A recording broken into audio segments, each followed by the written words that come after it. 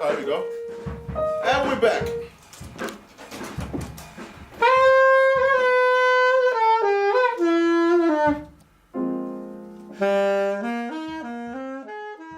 It's almost hard to pinpoint one aspect of 9 that underpins the reason, you know, the interest in this album. It is just such a magical number, and the more you look into it, the more you discover its properties. If you add any number to 9, and then add the sum of those numbers together, you always get back to the original number that you added onto 9. 6 plus 9, 15, 1 plus 5, 6. You're back at 6. You can do the same subtracting it. 9 has got some incredibly interesting properties because of the digital root system. And the fact that if you look within the angles of a circle as well, 360, add those together, you equal 9. Halve it, 180, add 180, you get 9. You can keep subdividing a circle and all the time you will get 9. Maths and music. I'm terrible at maths, that's the thing. I suck at maths, like on every single level, like it's my worst subject at school.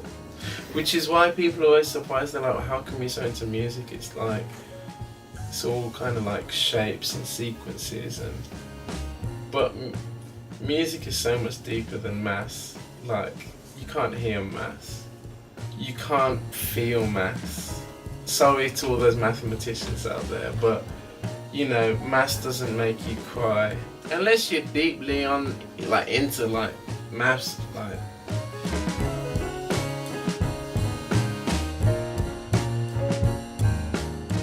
I'm not entirely sure why I pick concept albums all the time. Maybe my next one will just be some nice songs I have. But it does give me a reason to trammel my thoughts and ideas in a particular way. I like being forced to write lyrics for a particular end or songs for a particular end. And you know, for the past 2 years really, I've been contemplating sacred geometry, looking at some very interesting, maybe macabre conspiracy theories about the way that our cities are aligned and the way the ancient Egyptians used geometry for mind control. So the concept of the band with the numerology.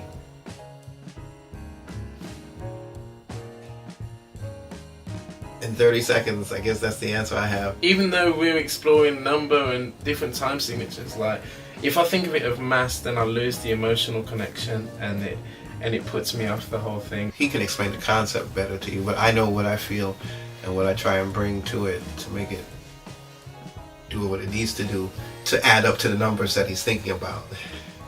Soweto's so going with the triangle, looked at the internal angles and the external angles that make a triangle what it is, and then used the sums of those angles to pick frequencies or cross rhythmic values to inform like musical choices when writing music. But then that's gone through like a filter of like, what sounds good though, you know, we still need to make that work in a certain way. So it's definitely sort of rounded back into like this modern jazz framework still. Yeah, I'm really excited to hear this album all sort of put together with all the other layers that I'm sure are going to come in. Yeah, lots of work to be done, but to sit back and listen to it, that's going to be great. I mean, I'm really excited about getting out on the road, speaking to visual artists about creating a visual backdrop or an instrument that responds to sound and creates colour and geometrical shapes that respond to the principles on this album as well. So we're looking at visual arts, we're looking at the music, and also performing this in its entirety in a sense. So it's truly an immersive experience, and one that as a band we can't wait to hit the bandstand with and transform the listener with our ideas. That was good. Lovely.